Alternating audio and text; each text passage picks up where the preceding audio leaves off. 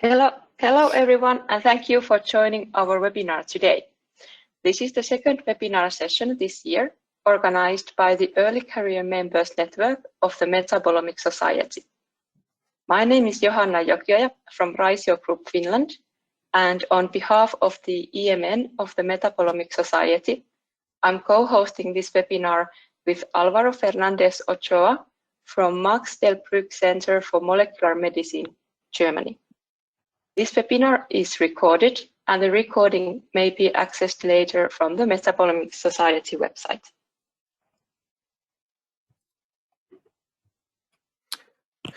Hey everyone, Álvaro here.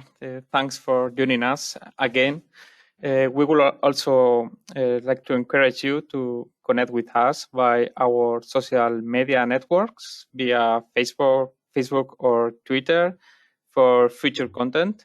And also feel free to email us with your suggestions for future speakers or topics for next webinars or other input.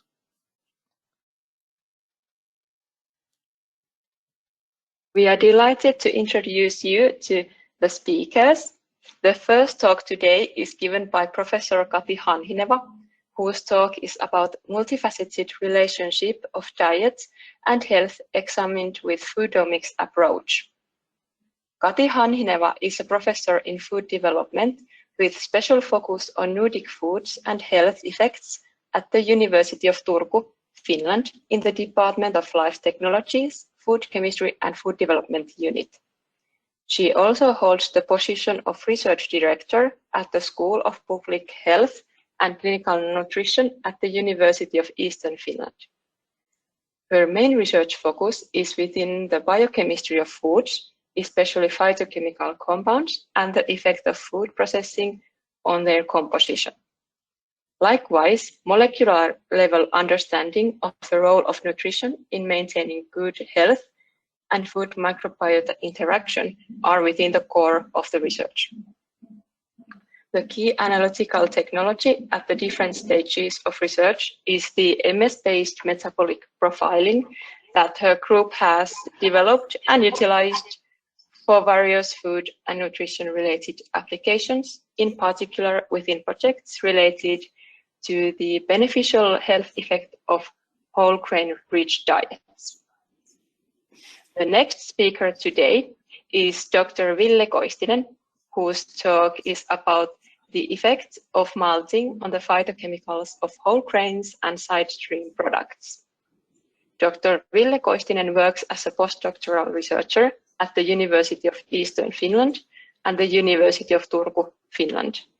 He has worked with untargeted LC-MS metabolomics in food science and clinical nutrition, and his research interests include phytochemicals in whole grains and their importance for health and gut microbiota.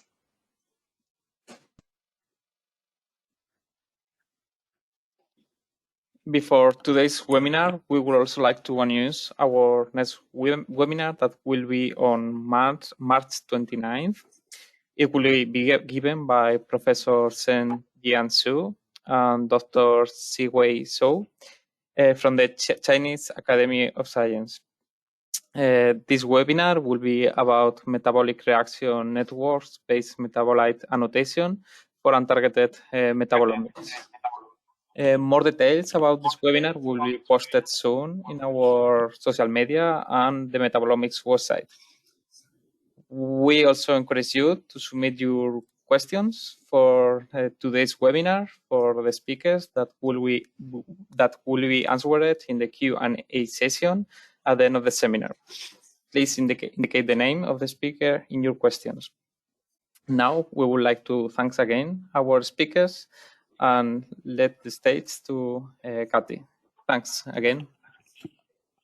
The stage is yours, Kati. Thank you so much, and thank you especially for the very thorough introduction. And also thank you so much for the kind invitation. I'm really happy to be able to participate today and give this first lecture of today's webinar. So today we have divided the topics of our talk so that I will first focus on the general concept and more sort of a definition of the foodomics approach with a couple of different examples from other groups and also from our own research group. And then after this, Ville will go and describe in a little bit more detail one particular study from our group. And the content of my talk today will be first the introduction for foodomics concept, a bit of the analytics and what we are trying to achieve with this kind of assays. And then, as you know, food and nutrition in general, that's a really comprehensive and wide concept and cannot be addressed thoroughly within one webinar. But I have spliced it into 3 different parts constituting the main areas when focusing on food and relationship with health. So we first look a little bit on the food side, then what is the role of gut microbiota, and finally, how can we assess any potential relevance related to human health. But then let's go for the topic itself. So the foodomics field was first described in this hold on, I need to put the small screen down.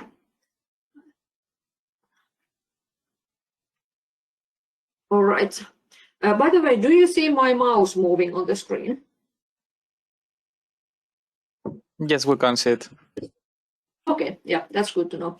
All right, so the foodomics concept was originally introduced, like officially or published, that was 2013 in the journal Genes and Nutrition, when authors Francesco Capozzi and Alessandra Bordoni first wanted to define this area of metabolomics analytics or general omics analytics focusing on food and nutrition aspects.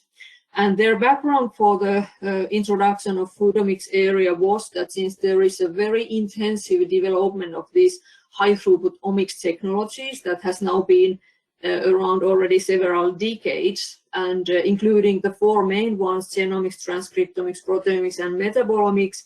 In addition, there is a variety of different omics subdisciplines focusing on some particular areas of life sciences, including epigenomics, lipidomics, interactomics, metabolomics, disease omics, or whatever. And people are quite a lot of putting this kind of names to various different fields of science focused with omics analytics. And these authors decided that it's also the time for the food and nutrition-based analytics to have a sort of a more defined terminology and concept for the omics analytics. And therefore, they defined that foodomics is the comprehensive high throughput approach for the exploitation of food science in the light of improvement of human nutrition, ultimately optimization of human health and well-being. So all in all, to cover all the different aspects related to food science, which is the food itself, comprehensive whole diets, and then any potential health-related issues there. And at this time, still, as you can see, the microbiota was not gaining that high emphasis when defining first time. And this group also gives annually a conference at Cesena, Italy, the Foodomics conference. And to be honest, I'm not sure if this conference series is now going to be alive again once we get over the pandemic era. And then when I was preparing for this presentation, I actually noticed that there is a very recent update in the beginning of this year, which is almost a decade ago when this area was first officially defined or introduced. And this publication was in analytical chemistry, and the authors wanted to a little bit more define where the foodomics analytics stands at the moment, what kind of opportunities and challenges there are currently. And their focus here, again, naturally, all the different omics approaches, but also in their case, they were concentrating a little bit more on the analysis of food itself. But I think these two scientific articles are a very good pair for like a general references for the foodomics field. But now, since we are at the Metabolomics Society webinar, it's very natural that we will now lay our main focus on metabolomics applications in the foodomics area. And when it comes to metabolomics applications and analytical approaches, we don't have time to go those through in any detail during this webinar, but I would like to give a reference to this publication, and it might be actually that some of the authors even are present in the audience today. And this is still a very, it's a couple of years ago this was published, but it still serves as a very good link for a general description of how to utilize metabolomics in food and nutrition related studies. And here in the right-hand side, you can see the table of contents of this publication. As you can see, it's really comprehensive. So this publication more or less covers all the different areas of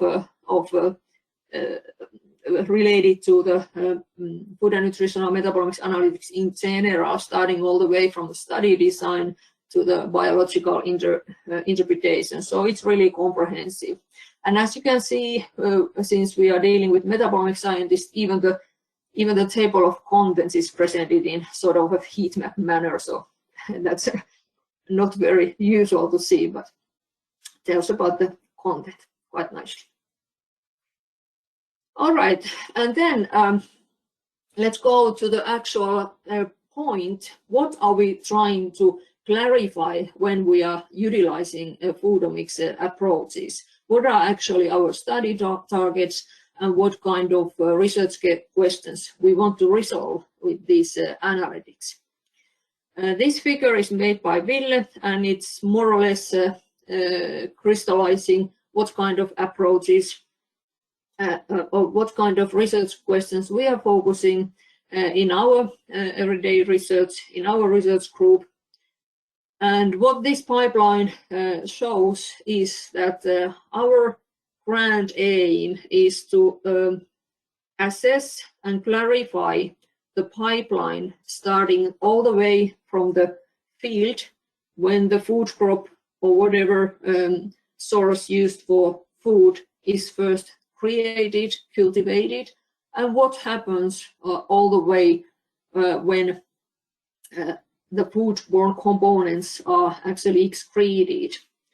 And naturally, this pipeline or pathway contains multiple different steps, and not all the individual sort of sidelines here are included. But what we need to take into account when we want to assess the effect of food on our health is that, first of all, we need to know what is there in the plant, what kind of components the plant can synthesize, and or of course it's not only the plant-based foods.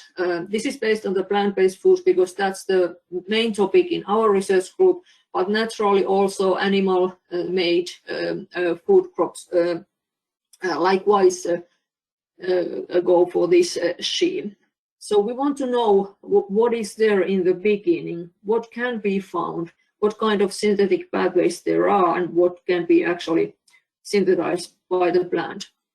Then we need to take into account what kind of effect does, for example, harvesting or grain milling or processing or whatever different kind of procedures occurring before the food goes to the actual manufacturing phase. So there are a lot of different things, for example, environmental conditions during the cultivation that can have an effect on the biochemical composition of the food item itself. Then when it comes to the actual manufacturing phase, when the food is made to actual eatable product, there can be a lot of different conversions occurring again, because many of the food preparation processes, they have live bacteria acting on the food components, for example. And in such cases, you can anticipate a lot of conversion on the biochemical composition. And after this, we enter the human body and the human metabolism. And there, of course, already in the upper part of the intestine and our digestive system, there can be various modulation on the composition, starting all the way from the mastification. And then the colonic fermentation and the gut microbiota, as we will see in detail later today, is a very crucial player when it comes to the actual biochemical load that then can be absorbed in our body. Absorption is one thing, but then also distribution is one thing. Where do those components go? Do they accumulate in some particular tissues, or do they accumulate at all, or are they just directly excreted? But if they do accumulate, what kind of events do they actually take part in our metabolism once they enter our organs and in our cellular pathways? So when this whole scheme is put like this in a pipeline, it might seem quite feasible, and might seem that when you splice it this way, it is actually doable, so that you can follow the components and start deducing what is actually occurring on this way. And that is true when you are focusing on particular components and some metabolites that are in your focus. But when we look at the actual real-life situation, that is never the case. So we always have whole diets that we eat, and it's not only single components that we are using. And for that reason, even if many of the fundamentals true for pharmaceutical and medical studies, they might hold true, then one particular aspect that we need to keep in mind when looking at diet is that it's always a big bunch of components that we are focusing, not only individual components. So basically we can distinguish these three different systems when trying to assess the relevance of diet on our health. So naturally, the diet and the food is the most comprehensive one when it comes to the actual biochemical load. So Ville will talk about this aspect in a little bit more detail later on, but that's something we need to acknowledge, that the load of chemicals that we get from our diet, it is overwhelming. And also need to remember that when talking about the human system, it's not only the diet that we take in, but also we are exposed to what is called the what referred as the exposome in general. So drugs, pollutants, whatever from our surrounding world. So that also affects and comes as alongside the diet to our system. And then the gut microbiota, that's a very critical player that has been introduced in the, let's say, 10 to 15 years. And it has been sort of raised as almost like an additional organ within our body, because that's kind of a sort of a biochemically active filter between diet and our body. So many dietary components, they don't they are not necessarily absorbed in the upper part of the digestive system, but they travel all the way to microbiota, and then it's up to the various species. How do they deal with those components, and what do they give to our circulation and what not? And also there, the picture gets very complicated when we acknowledge the fact that each individual has a different microbiota composition. So there are thousands of different microbial species that can live in our digestive tract, and these have a very large effect on the actual metabolic outcome of the diet. And then naturally, when it comes then to our endogenous metabolism, what is occurring in our organs and cells after we are exposed to the various different chemicals modulated potentially by the microbiota, then we are quite much governed by our genetic background naturally. So our inborn capability to perform different metabolic processes and various cellular pathways and how those are fine-tuned and what kind of risks and sort of affecting features on this response we have. That is something that we cannot that much fine-tune, but that determines then how do we actually respond to this kind of environmental challenge, such as food and diet. And still to mention here, because this comes very close to the concept of personalized nutrition and personalized healthcare in general, that we then can define different so-called metabotypes based on differential response to the same food item. So this kind of terminology you can find in the literature nowadays quite often. And I can refer to this publication. It's already a couple of years ago, but I think they quite nicely set the basis and define this link with the diet, microbiota, and our metabolism. So it's a good reference for this purpose. And then if we start to go through these three mentioned areas, and naturally the food and the diet is the first one. So we can of course use foodomics approaches for characterizing the food from various different viewpoints. That includes first of all the biochemical composition, which is perhaps the most challenging one, as we will focus in the following slides. But also then, even when we characterize the whole composition of different biochemicals present in the foods, still we need to be able to somehow assess their bioactivity and relevance, what kind of chemical properties these components have. And also then with the foodomics or metabolomics approaches, we can check, for example, what kind of different features we can get if we compare different varieties of or different cultivars of some crops, for example.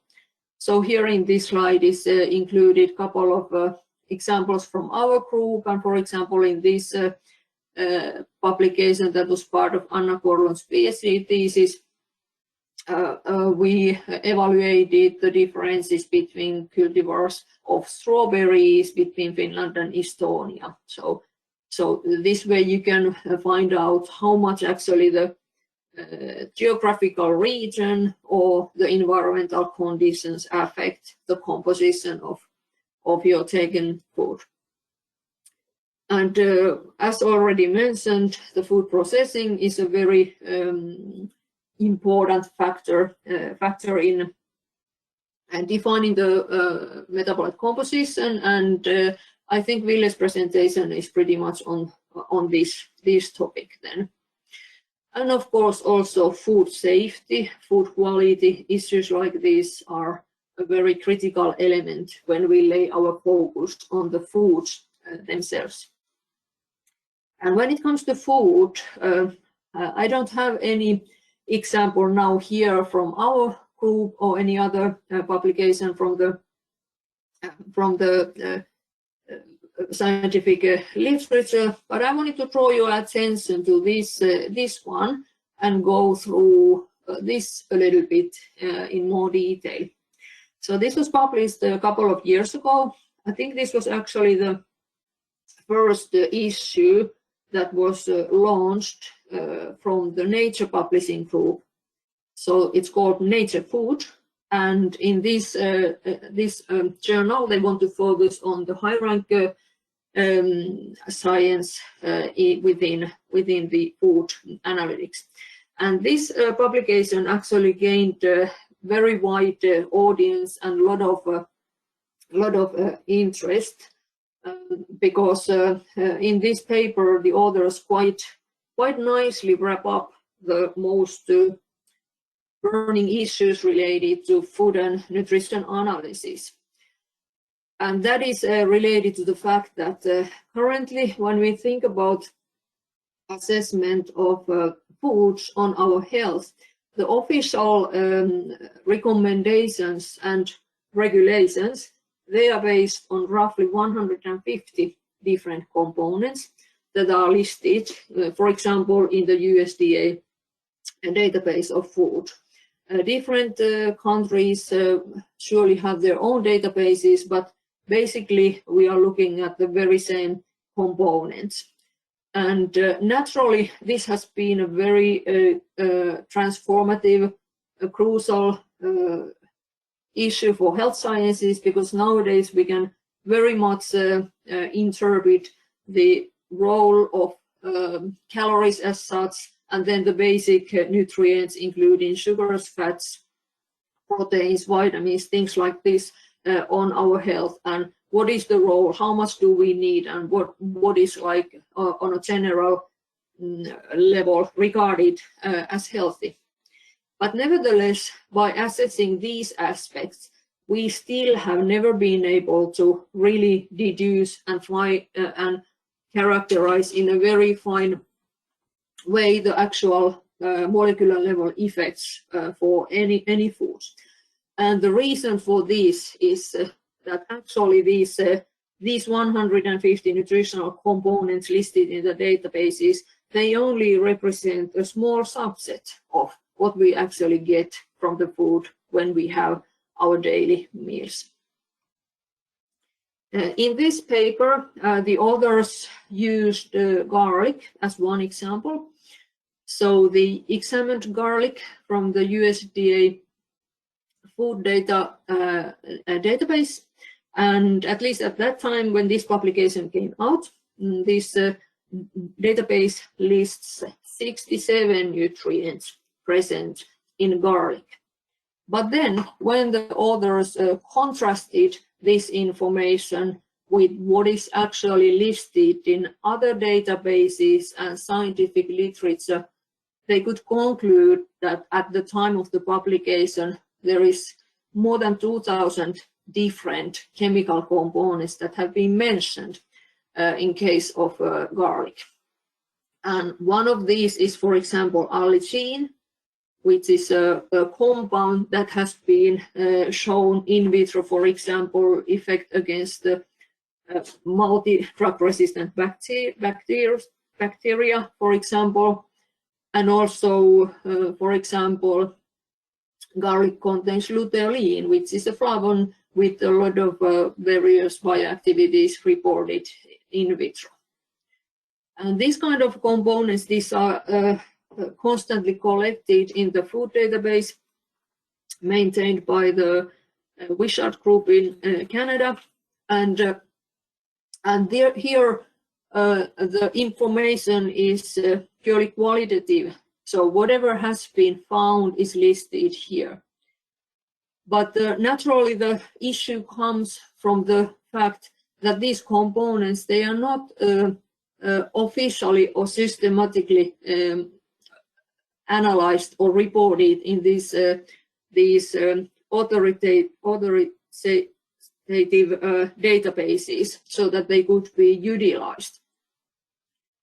And for this reason, this whole diversity, what these authors refer to as the dark matter of nutrition, and actually this was very widely discussed in the social media and public with this terminology, the dark matter of nutrition, this publication. I think you can still find a lot of those links. But these components, so for example, in the case of garlic, the most bioactive metabolites present in garlic, they are never really taken into account when looking at epidemiological studies or making a nutritional recommendation for the public at large. So this aspect is regarded as one of the biggest hurdles and biggest challenges for the food and nutrition community in general. And here the authors also still continued the discussion, so that it's not only that the metabolites of biochemicals in the foods are not listed in the databases, but when it comes to then the, for example, intestinal metabolism, then we are even more in the gray area, that things are not listed. So, for example, from this scheme, where they conclude interaction with the components coming from red meat, and when you take into account, for example, other things that you can eat together with red meat, such as garlic and red wine or olive oil, and their then related activity. From this scheme that is detailed in individual studies in the scientific literature, only one compound is mentioned there in the actual official databases, which is the choline, which is present in red meat. And with this this publication, the authors, they wanted to set the basis and like set the ground, so that this is the key issue that should be focused, extending all the way from the food components to the various different interactions related within our body when trying to assess the actual relevance of these components. And also the authors urge for further development of the databases and further development of analytical tools, also for actual determination of these components. Okay, but with this, I want to leave this topic and just refer that this is a good publication to take a look and take a deeper look. And I think this is a very relevant one also as a reference when discussing the biochemical diversity of any foods that we currently, or any foods that are in focus of your studies, because the same holds true for majority of the foods and diets we are looking at.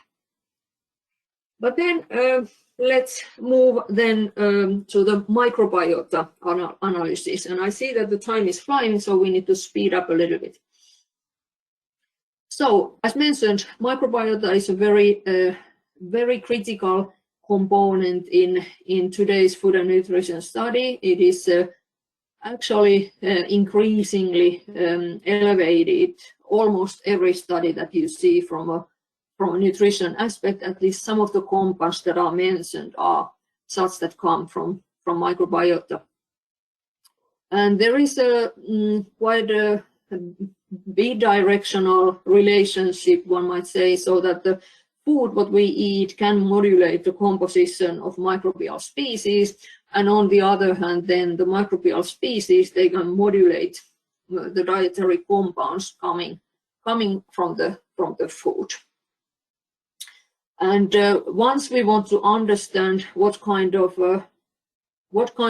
chemical conversions are occurring to items from food arriving then to our body of the microbial composition, we need to actually also be able to understand what is the biochemical impact naturally. And when it comes to microbiota, I would like to highlight that, for example, the so-called gut-brain axis has been a very the topic of a very intensive research during the past couple of years, or even decades, one might say already. And why the microbiota is so popular topic nowadays? I think it has gone a little bit like viral in a way that it's very easy to see headlines and topics a little bit of exaggerating also. So, for example, things like you are what your gut bacteria eat and so on. But there is a seed of truth also here, because if you think about the microbial effect, how large effect it has, it is the location in our body that we can actually shape to at least some extent, unlike our genetic background.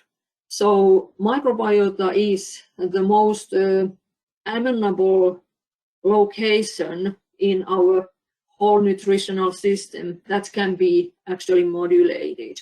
Not too much of the endogenous processes in our cells, that's not so easily adjusted, but the shaping the microbiota is regarded as a very potential target for example, these personalized nutrition approaches. And here again, I give you a link from the Israeli groups, from the Elinav or Seagull teams, that you see a lot of references from these groups nowadays in this area of science. Very good reading, all of those. And then from us metabolomics perspective, it is of course very important to remember and highlight that it's not only the bacterial species themselves, but it is then the metabolic capacity and the compounds that they actually exert. Because the compounds themselves, the microbes, they do stay there in the gut. But then whatever happens, what kind of compounds are produced, those are the ones that can then get travel in our body, and what we can measure from various different locations. And last week in a conference, that was actually a live conference, first one after 2 years, I heard this saying that what happens in gut does not stay in the gut, which is very true. Okay, when it comes to microbial metabolism, I want to give one example from our group. So this publication is from a larger series of investigations where we focused on whole grain-rich diets and their effect on mice metabolism, a mouse feeding trial, and then also later on examined them in vitro systems. So what we observed was that when we add whole grains to mice, we see an increase on certain kind of compounds that always share a structure, that they are trimethylated in their structure. And these trimethylated compounds, what are generally called as betaines, we could see them everywhere in the mice. And the first hypothesis, of course, when you have this kind of effect, is that perhaps this can be somehow linked to gut microbiota, because many of those were absent from the mice before we gave the whole grain enriched diets. And still we could see that these compounds, they are not present in the diet, but somewhere happens a conversion.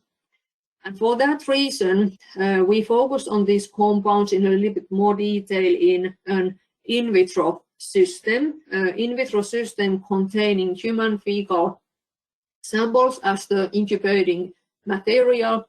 And in this study, what was applied was different kind of whole grain rye based diets. And these whole grain rye-based diets were added together with the fecal background control that didn't have these dietary items. And when we follow the fermentation in the in vitro system up to 12 hours, we could see that the production of these components was in a steady level, or for some cases even increasing, whereas then the presence of these components was rapidly dropping if no whole grain was added to the system. And interestingly, the compound, the only compound that is very high in the whole grain material, what was used in the system, glycine betaine, it has a drop in its intensity in this system. So our current hypothesis is that perhaps glycine betaine is acting as a methyl group donor for various, for example, amino acids, which could explain the synthesis of these novel components. That is a topic we are currently working on and starting to examine another set of in vitro fermented samples, which are now with the stable isotope labeled glycine betaine, so that we can follow the metabolism of the methyl groups. But that will come a bit later. But here I would like to draw your attention to this compound, 5-aminovaleric acid betaine, which was one of the most significantly changing metabolites after the whole grain inclusion in the mice. And it caught our attention also for the reason that it was accumulating the metabolically active tissues. And later on, then this compound has emerged in many different studies. And what happened was that actually many different laboratories are focusing on this compound on same time. And because at that time, this one was not yet listed in any of the common databases, all the people started to call it in a different names. And here you can see a very brief list of names, not comprehensive, but a brief list of names by which this same compound is currently found in the literature. So it's very difficult to trace back when you are focusing on your discussion, when you are not sure if you are actually looking at the same compound. So this is one of the issues that's clearly something that's also a topic in the foodomics world, that when we are focusing on certain compounds, and it's the nomenclature is an issue, and how can we trace back that we are actually looking at the same compounds. But nevertheless, this is a very interesting compound that we have been following later on. Also, we wanted to analyze these compounds from germ-free and normal mice to verify whether they are actually present at all if the mice are germ-free. And actually, we can find these present to some extent. Glycine betaine, the original betaine, is not affected at all by, almost not at all, by the germ-free status. But then, for example, TMAO, what was sort of a positive control, was completely absent from the germ-free mice. These novel betaines, they were significantly reduced in the germ-free status, but not completely absent. And then these I won't go now into detail because we are running out of time otherwise, but you might take a look on these couple of publications where this same compound is in focus and where we want to get an idea of its relevance in terms of the development of the early development stages of life. So we analyzed the brain, intestine, and placenta samples from germ-free and normal mice, and could see that, for example, this compound is one of the most critical compound present or absent from the germ-free mice developing tissues. And the same finding has been published also earlier with a very multi-step publication related to the fetal development and especially neurodevelopment. So this is this I include here just to highlight that diet-related components, how you assess them from the point of view of how microbiota is modulating them. Then you need to go for more focused analysis. For example, here, as you can see, it's published in Nature, so it's quite clear that there are quite many different aspects that the authors look at it. But this is the way how you get on a track on what actually the actual metabolic relevance of these components can be. So these are very good reading. I recommend to look on those in more detail.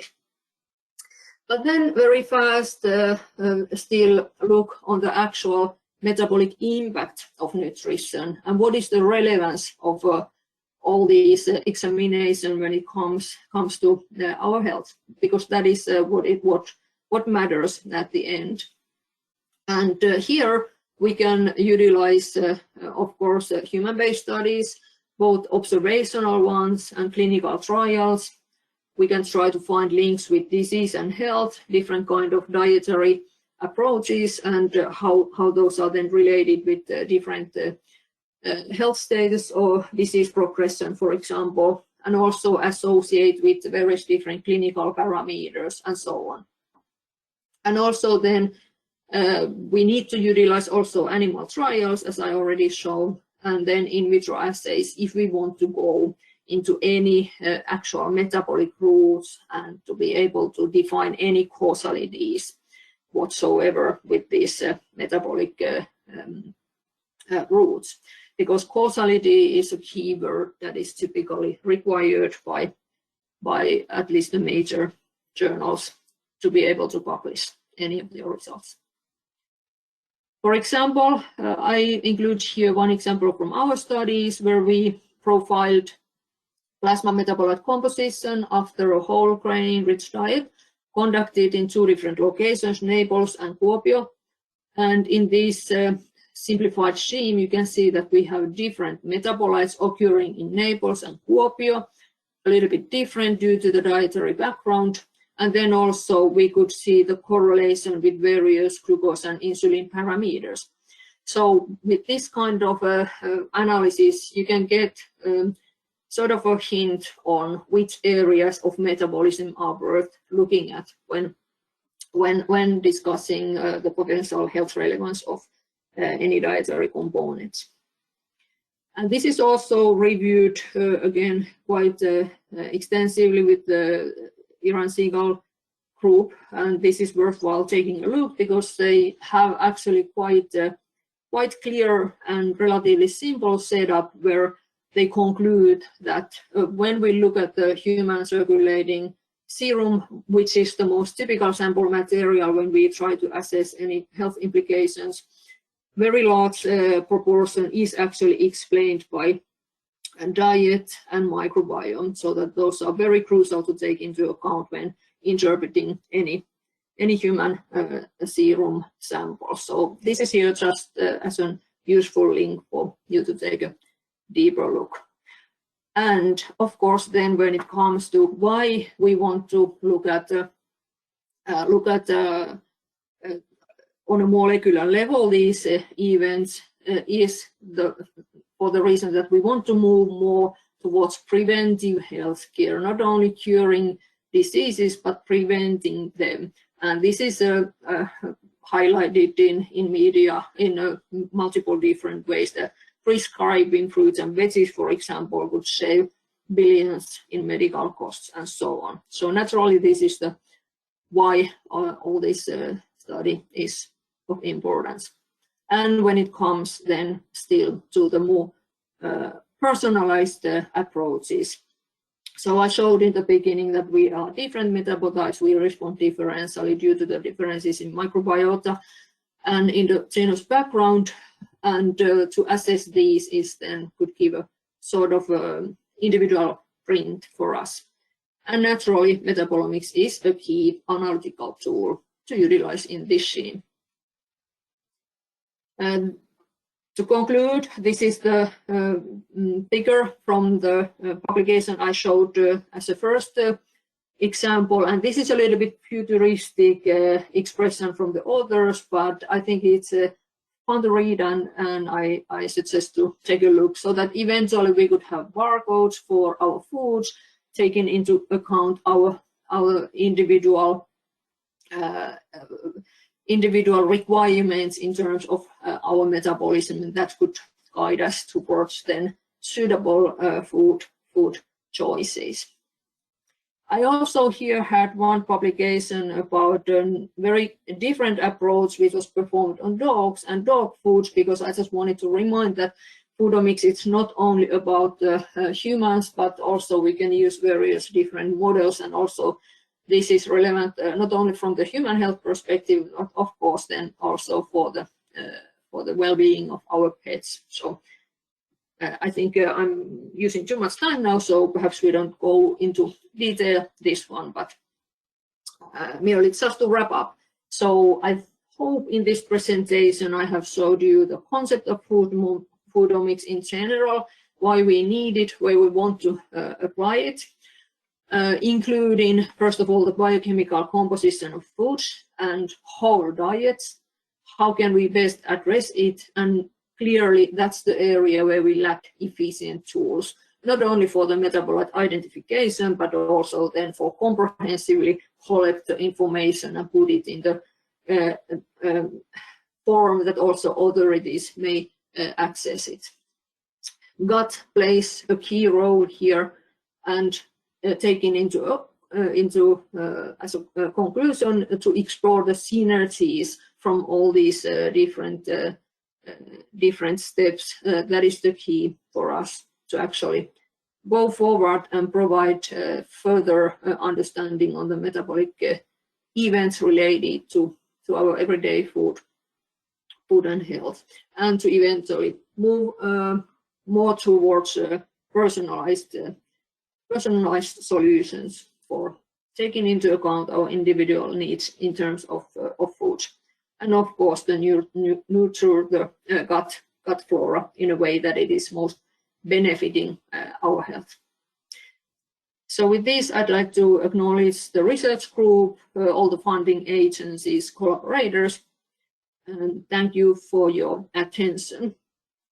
So I will stop the presentation now. Thank you. Yes, thank you, Kati, for your excellent talk. Thank you. Before the next talk, I would like to remind the audience that the Q&A session will be at the end of this webinar, and you can use the question box to ask questions from the speakers. And please indicate the speaker that your question is addressed to. Now let's move on to the talk of Dr. Ville Koistinen.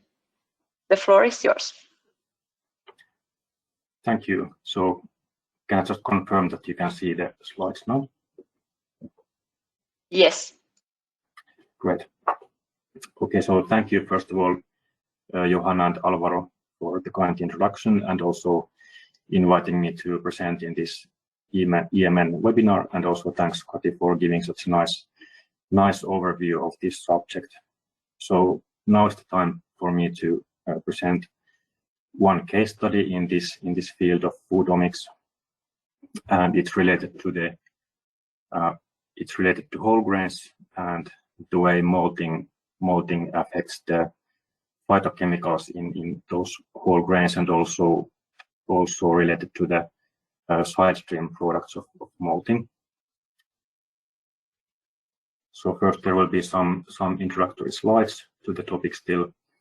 So this is already something that Kati was discussing. So these plant foods are really a rich source of molecules, particularly phytochemicals, and there are many more currently. There are many more than we can currently characterize.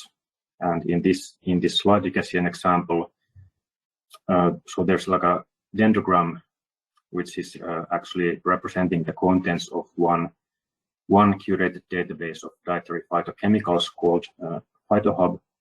So it has almost 1,300 phytochemicals listed and classified based on the chemical class. And in this picture, basically the size of each bubble is representing number of compounds in each subclass, and as you can see, some of the largest ones, they contain about 200 compounds.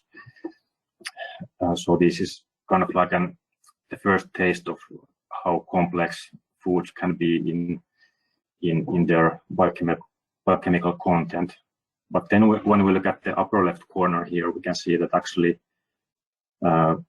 if we consider all the biochemical diversity in foods, we end up in a number that is beyond 70,000 compounds. So this is actually just a portion of different biochemicals that we can expect to obtain from diet.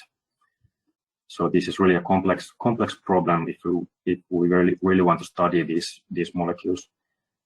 And LCMS is of course one of the most powerful tools to analyze these molecules. So here are just a couple of examples.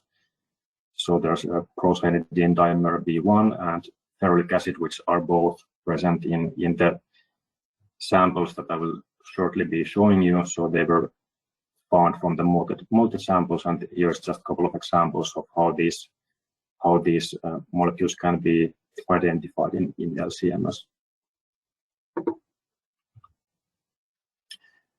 So first, some couple of words about malting. So it's one of the major food processing techniques used for cereal grains, particularly whole grains. So basically, what happens first is the malting itself, which is the controlled termination of cereal grains into malt. And obviously, when you think about termination, it's quite a major event for metabolism, also for secondary metabolism. So we can already know from this that we can expect a lot to happen in secondary metabolites, which are basically for plants, they are the phytochemicals. And then after malting, there's still a couple of steps, including mashing, which then further transforms the structure of the grain. So here the main change is that the starch starts to form into sugars. So basically, after this process, pretty much everything has been kind of reorganized molecularly in the cereal grain. So we can expect a lot of changes happening. And obviously, some of the most famous products that can be obtained from this malting process are beer and whiskey via brewing, but also malt extract can be used as an kind of like an additive in breads, for example. And then I also I'm giving one more exotic example of a Finnish delicacy called mämmi, which is basically composed of malted rye. And it's actually quite tasty once you get used to it. Here's a more detailed view of the malting process that was used in this study. So this particular malting was actually designed for Pilsner malt. And in this case, we had grains from 4 different temperate cereals, which are barley, oats, rye, and wheat. So those are grown for example, in Northern Europe. And in the first step, so in the malting, first they will be kept in moist conditions for about 1 day, during which they will start germinating, and this process is continued for a few days until it's stopped by gentle heating, at which point the malted grain will be formed. Before this part, any rootlets and other kind of parts sticking out from the grain will be removed. And then this malt continues until the milling and mashing process, and then that will produce wort. And this is basically the substance that it is then used, for example, for brewing beer and so on. And before that, also there's the spent grain, which is kind of like the leftovers of the less digestible parts of the grains, which will be also discarded at this point. And we took samples from pretty much all of these different phases and side streams of this process. And here is just a few pictures of the grains that are in different steps of the termination. So first, after the steeping, still you don't see anything, but then during the first step of termination, you can see some rootlets appearing, and then they will start growing further until the process is decided to stop. And at that point, then these rootlets and the acrospires, which will be the stem, those will be removed. And typically those are used as animal feed, so those are not usually used as food. And just briefly about what kind of analytics we used for this study. So we had this quite typical untargeted metabolomics approach with UPLC and QTOF, and this quite traditional C18 reverse phase column with positive and negative ionization and automatic data-dependent MSMS acquisition. And of course, the purpose was to get a lot of MSMS data because we expect that this material is quite rich in phytochemicals, so we need to have a lot of MSMS data if we plan to identify as many metabolites as possible, which was one of the main aims actually here. We used MS-style software bundle for doing the peak picking and metabolite identification. We had our in-house database, different kind of public databases to help with the annotation of the molecules. And then we also used some specific R packages for some statistical tests that we did later on.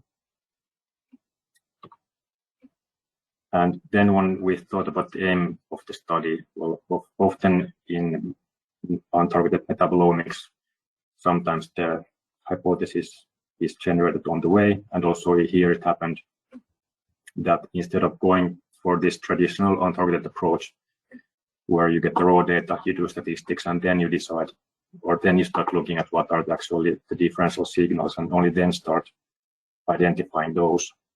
Instead, we actually went for a little bit different approach. So we chose this kind of semi-targeted approach where we actually started going through characterizing those phytochemicals that are already known from whole grains, and also trying to find some potentially new candidates of phytochemicals that have not been yet described in whole grains. And only once this semi-targeted approach was done, only then after that we started doing these statistics, whatever we felt like doing. So the main focus actually in this study was just to basically to highlight the multitude of phytochemicals in whole grains and hopefully find something new and interesting from there. Then if we look at the first glimpse of the results, which often is the PCA, we can quite nicely see here that looking at the x-axis, we can see that the basically the treatment effect is quite visible there. So in this case, we can see that the rootlet samples are quite distant from the other samples, and also in the y-axis we can see that the species of the cereal is differentiating also quite nicely, and this is nothing surprising. If we have samples from different plant species, then yes, they will separate quite nicely in the PCA. What we also noticed was that the shape of the PCA is actually corresponding quite nicely with the phylogenetic relations of these species. So for example, rye and wheat are quite close to each other. They belong to the same subtribe within the grass family, and then barley is a little bit more distant, and oats is then even more distant. It belongs to the same subfamily with these three other species. And of course, it would have been perhaps nice to have even some more species, even less related species like maize or rice to even complement this. But nevertheless, this is showing that at least to some extent in these kind of plants, you can see the relations between the metabolome and the genome to some level.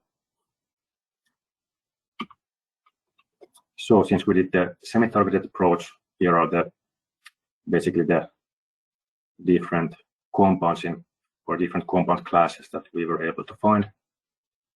So there were quite a few flavonoids, for example, and phenolic acids, which are expected, and also a few other classes of compounds. And We did have reference standards for some of these, but basically because well, oftentimes we don't really know what to expect, so we didn't have actually standards for most of these, so we just relied on MSMS spectral matching for almost all of these. And then for some we did use the spectral matching, but we were not able to confirm the actual molecule, so then we just went with the compound class level identification based on this classical identification level scheme.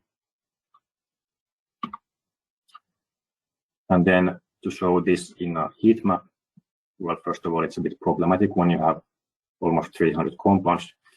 But what you can see from here, first of all, if you are looking at each vertical quarter, which is like one species, you can see that there are many phytochemicals that are quite specific to certain species, even though we are talking about cereal grains, which are quite closely related.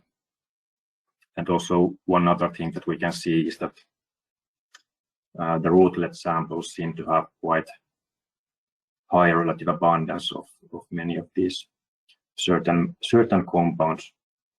And for example, in oats, we can see that there are also some that have been increased in the malted grain, which actually include most of the avenantramide, which are a specific group of compounds found in oats. So basically, all of these 285 phytochemicals that we found with the semi-targeted approach, all of those were differential in at least one statistical comparison, where we compared whole grain with the malted grain or whole grain with the rootlet. So this is also one reason why we didn't go for the traditional approach, where we just do statistics first and then see what is changing, because basically almost everything is changing. So it's a kind of like a boring answer in that sense. So we went for this kind of semi-targeted approach. Then we also did some kind of more exploratory analysis on the data. So we measured or assessed the diversity of phytochemicals in the samples, and we used this Shannon's diversity index, which is actually more commonly used in assessing microbial ecology. And then we also determined the richness of phytochemicals, which is basically simply counting the detected compounds, or how many compounds were detected in each sample. And we used as a threshold signal to noise ratio above 5. And firstly, you can see that rye has both high diversity and richness of phytochemicals, at least in the whole grain, malted grain, and rootlet samples, whereas barley is behaving quite differently. So it has really low diversity in the rootlet sample, and then quite high diversity in the, for example, in the wort, which is notable because that's actually the product that is then going forward to brewing, for example. So this is where you make the beer, for example. And when trying to investigate why this barley rootlet sample had low diversity of phytochemicals, we found that there was actually one very dominant compound called hordenin, which is actually quite specific to barley. Actually, even the scientific name of barley is related to this compound. So I think this compound is named after barley. And this compound had like 150-fold higher levels in barley rootlet compared to the intact grain. So this compound alone was able to kind of change this diversity, because it's dominating the phytochemical profile so much that the diversity, it went down. And this is quite an interesting compound, because it has also been found to be a dopamine D2 receptor agonist. And there has been I read about some hypothesis that this could be one of the factors that is giving beer its kind of satisfactory feeling. But it seems that mostly the animals will be happy in this case, because most of this metabolite is going to the rootlet, which is then used in the animal feed. And here's one more way to look at the data. So basically, phytochemical classes one by one. So in each bar graph, you can see the cumulative signal abundance of all the phytochemicals belonging to that specific compound class. And there are some quite expected results here. For example, alkyl resorcinols are quite abundant in rye and wheat, as are benzocloxinoids as well. And phenolic acids are quite abundant in all these different species, and they have increased levels in the rootlet samples. We did find also some unexpected results. For example, avenanthramides have been thought to be exclusive to oats, but we did also find some from the rootlet of rye, and also we found benzocloxinoids from the rootlet of oats and saponins from the rootlets of rye. So some novel findings also. These are probably a bit less studied because the rootlets are not used for human nutrition usually.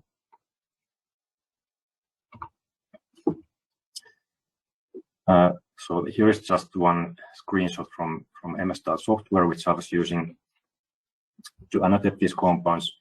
And as we know, mass spectrometry is not really the best tool for annotating novel compounds because it relies so heavily on comparisons with existing spectra. But sometimes it's possible to annotate novel compounds as well.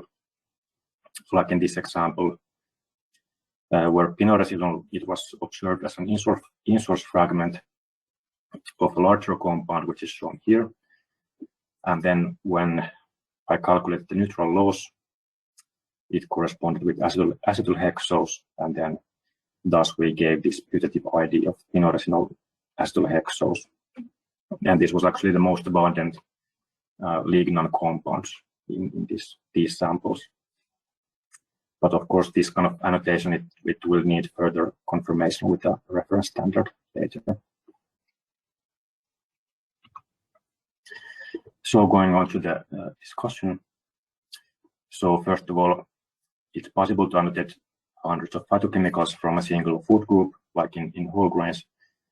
But then the question is that how many are we still missing? Because at least according to food database, rye alone, it has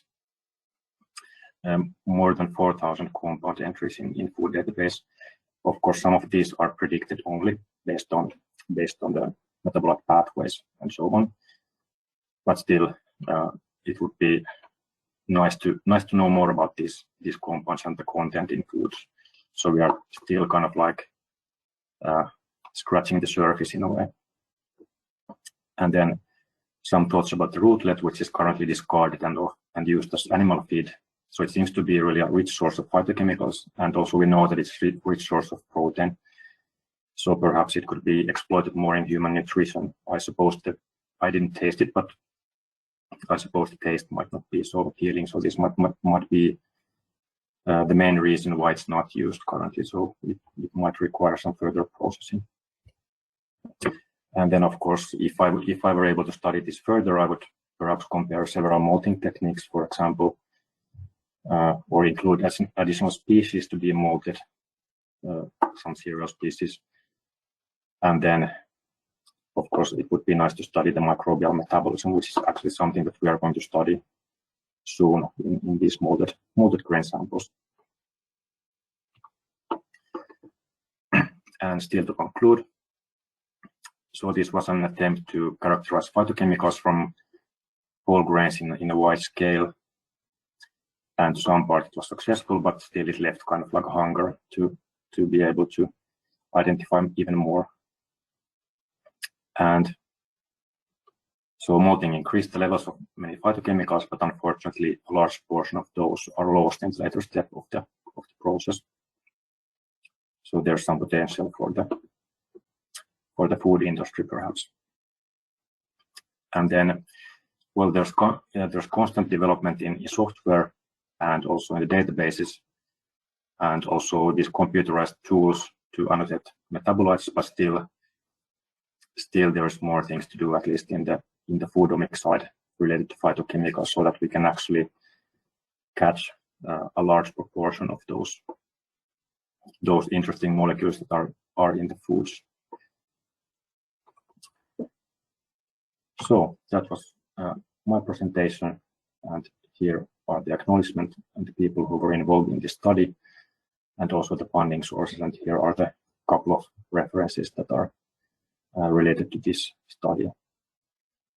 So I thank a lot for your attention and looking forward to any questions you might have. So thank you.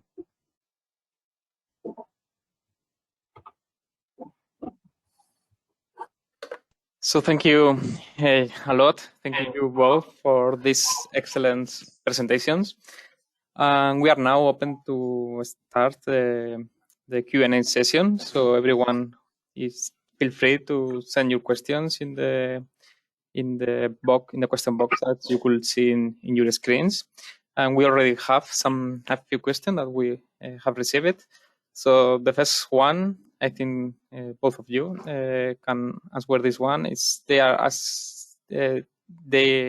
asking about the FoodDB database, and the question is this database an open source database?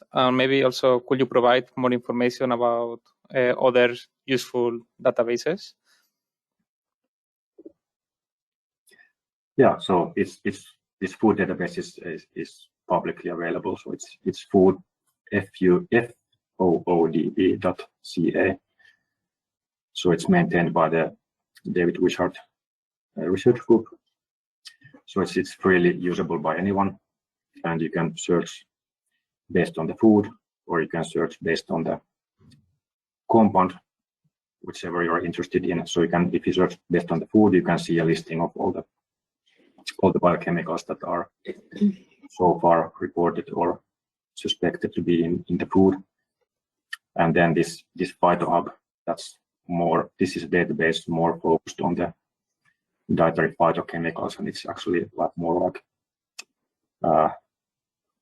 it's focused on the well-known compounds. Do you have got any additional databases? Yeah, when it comes to food components, I would also mention those. And then also there is the Phenol Explorer that was developed already quite some time ago. And I'm not actually completely sure if this is still updated. Do you know, Ville? I'm not sure actually if it's. Yeah, but Phenol Explorer is focusing specifically on phenolic components and in relation to food and health. And when it comes to metabolite identification in general, naturally the methylene database, which is currently increasing its capacity for the identification based on MSMS spectral fragmentation characteristics, that is naturally more or less the cornerstone if you think about databases. And but have to mention that also when it comes to the databases, none of those are comprehensive enough so that you could easily identify everything in your samples. So in many cases, you still need to face the fact that you have a very interesting compound, super differential between your study samples, and you have a beautiful MSMS fragmentation spectrum that you are willing to interpret, but nevertheless, you don't find any matches in the databases or literature. So that still happens a lot. And of course, the reason is that our analytical capabilities and the instrumentation, they are developed much faster than what the databases are. So they are a little bit lagging behind, so they don't contain everything.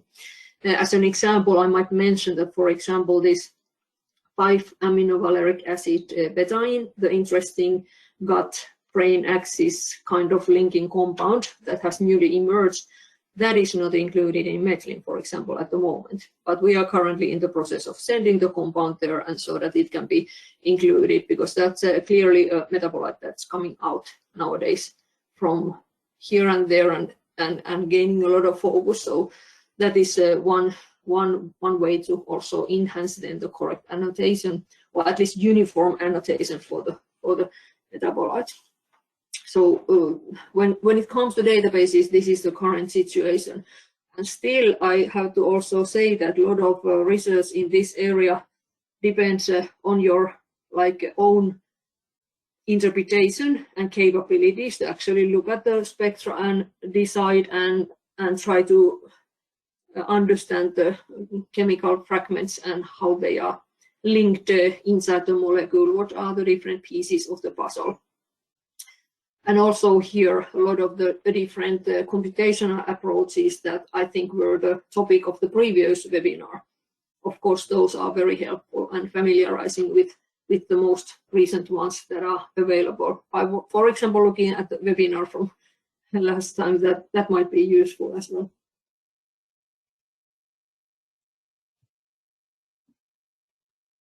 Thank you for the answer. We have the next question here. First, the person thanks for the nice comprehensive talk, and then there are actually two questions. The first is that, can you comment on metabolite markers for ultra-processed foods and where we are at in detecting signature for extent of manufacturing and food processing? Thank you for the very nice comment, and I have to say that now I don't have the very latest checkup whether there have been very recent publications in this area. Do you want to, Ville, comment? Do you have very recent? I don't have any recent, but maybe my brief opinion is that maybe when it comes to ultra-processed food, maybe it's more about lack of markers rather than having some specific markers. For example, these phytochemicals, if they are lacking, then that can be a sign of ultra-processing. Yeah, actually this is an area where we have also identified the lack of studies because we have currently ongoing a project that started last year, where our aim is to characterize the biochemical differences when it comes to, not for example, but in this study actually focusing on the meat alternative products. Part of those fall into this category, how it is termed ultra-processed foods. Naturally, also there is a lot of debate on whether you can actually call something processed and what it means, because anything whole grain bread is processed. You do have a baking process there behind, and that's healthy. So that's a little bit sort of a topic itself already. How do you define that? But I know what you mean and what you are asking, and I hope that we will be able to have a little bit wider understanding in that topic, utilizing comprehensive metabolomics approaches, because at least to my knowledge at the moment, I'm sorry I don't have a very latest update on this topic, but it is a little bit lacking. But at least we have a project ongoing where we will clarify what is the biochemical difference between a very highly manufactured meat alternative product when you compare to the actual source of a plant-based source, such as soy or fava bean, for example, and what do you have left then when you have that as a hamburger beef? And this in this project we will extend the analysis not only on the food products, but also then have a small pilot intervention on humans and also an in vitro fermentation system to see the relevance in terms of microbiota composition and function. So that's something that unfortunately no more comprehensive reply I can provide at this point, but an important topic, and I'm sure it's a focus in many different labs as well. Okay, thank you. The second part of the question is that, could you give us some details on beta-ionized compounds and how they are formed? Thank you.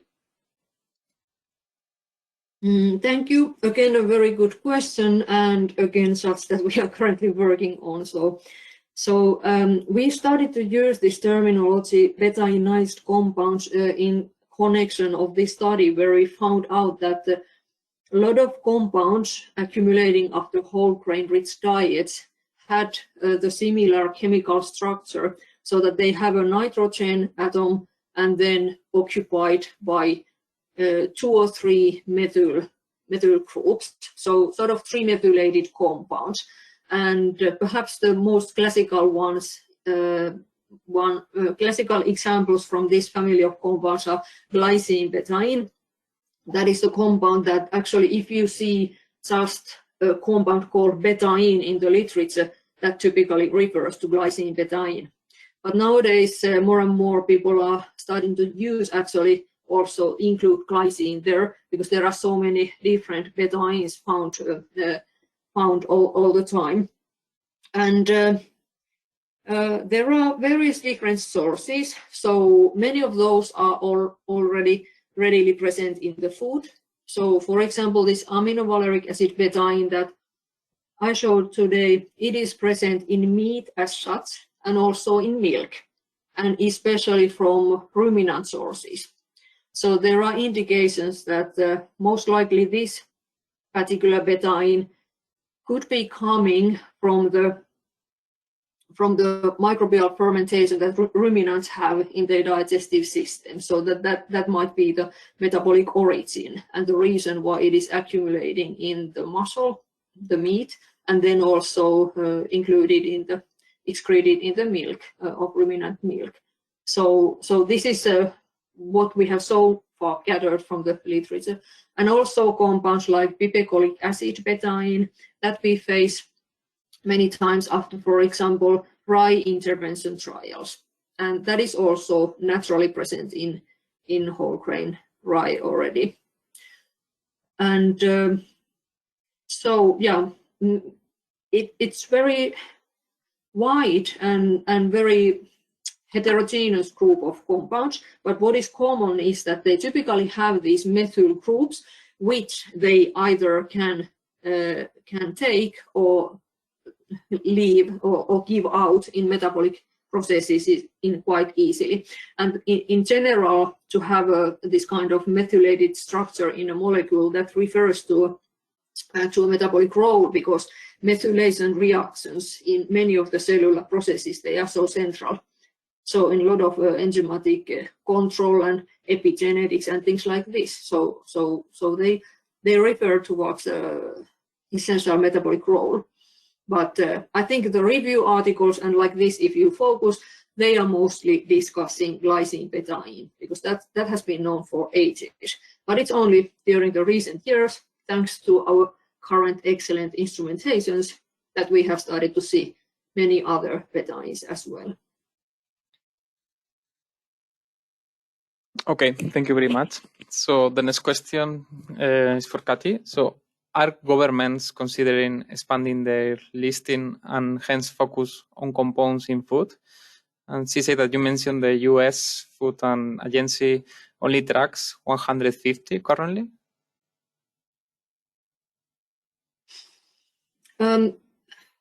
What I would like to say here is that I hope governments are, so I'm not sure on all, naturally, but if you think about policymakers and different agencies behind all the nutrition recommendations and like this, so naturally they are following very closely what is happening in the science.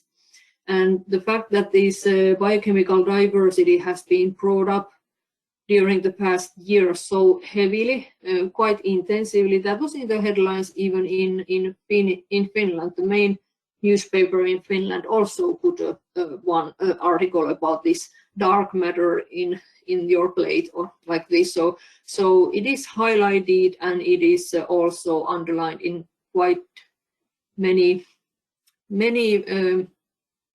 in many ways, and a lot of discussion in the social media as well.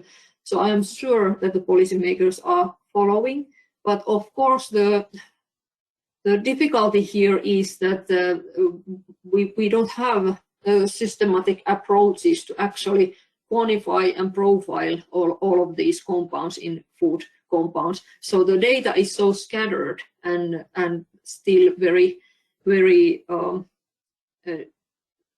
distributed in various different publications and databases and not collected in systematic way. But I hope that more and more focus would be laid on, and naturally one very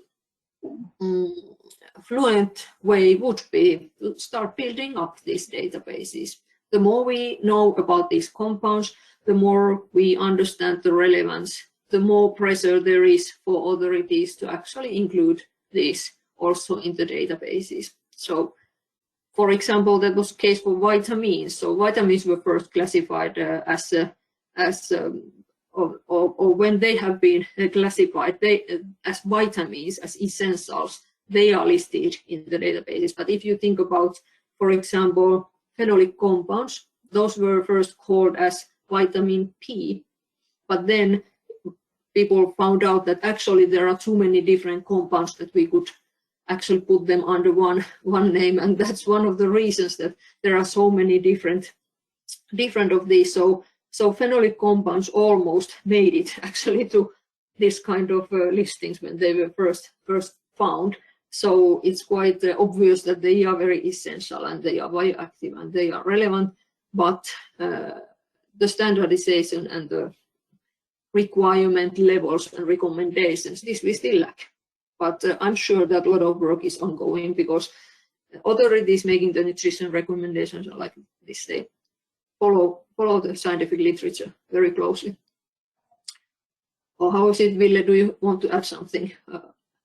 What is your view on this?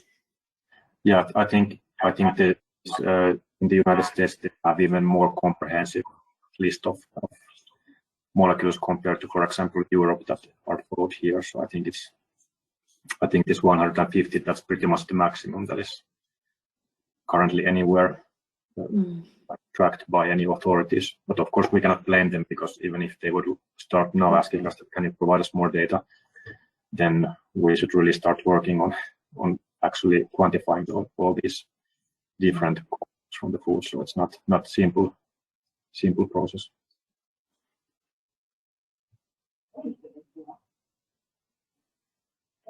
Okay, our time is running out, but we have time for one last question, a quick one. There is a question for Ville.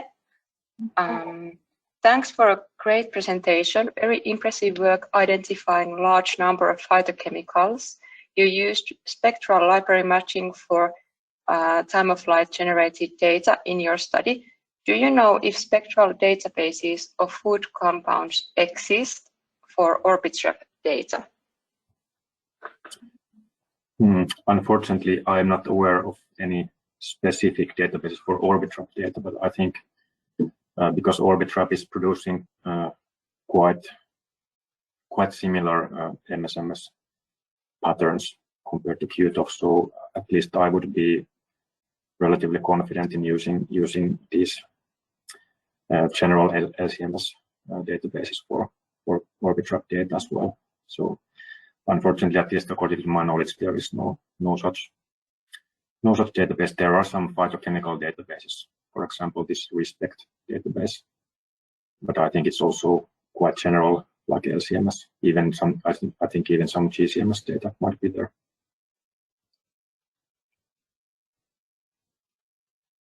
Okay, thank you both. It's time to close this webinar.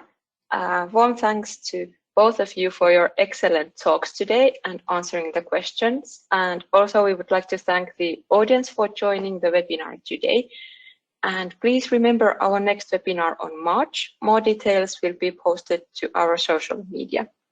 Thank you. Thank you Very much.